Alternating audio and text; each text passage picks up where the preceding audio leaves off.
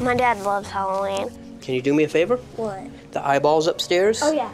We always have the haunted house. He works like all year on it. First off, the idea for the documentary, it wasn't my idea. It didn't come from me, unlike Best Worst Movie.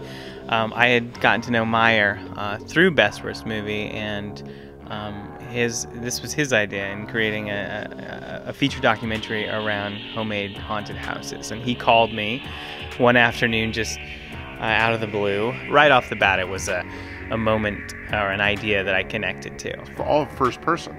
So it's your own experience interacting with something else, not through somebody else. And what was really fun for me, because I got a chance actually to be in his haunt on Halloween, was to see the impact on everybody else. When someone goes through it and is very scared, you think they'll never go through this again. Then you see them come through it again. It's pretty amazing. Yeah, we gotta move these. It looks like a yard sale. It doesn't look like a cemetery. It's hard because he wants it just right. I'm hating this. I grew up in a small neighborhood, had the weird, Halloween person that every year would transform her house into a witch's castle. Since moved to LA and I was living in a big city, and there wasn't that. And so right off the bat, it was like, wow, this is really, not only does this sound like a lot of fun, there's a great inroad to speak on family and tradition and community. And we had a submission process, an online submission process, where we basically announced, hey, this is the next documentary that we're doing. We're looking for home haunters. Over 600 entries in like a week. He holds his head up and he makes it like that, and he screams, ah!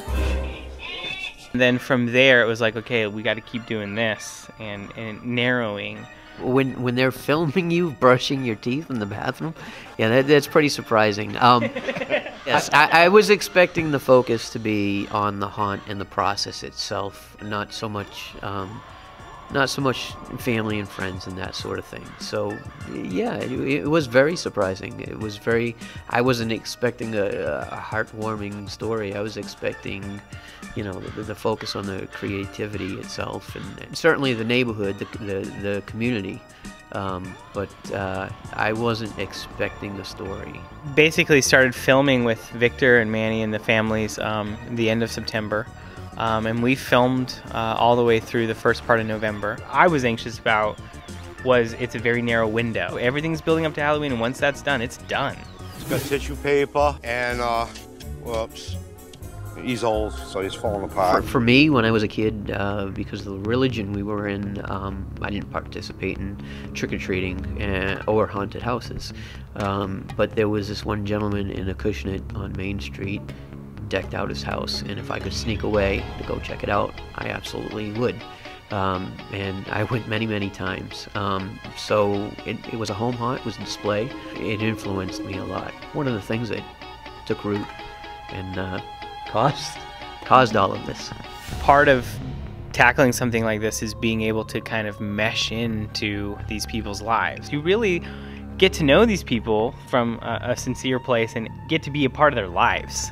If we build up together, then, we succeed together. Friends and family that have kept this thing going.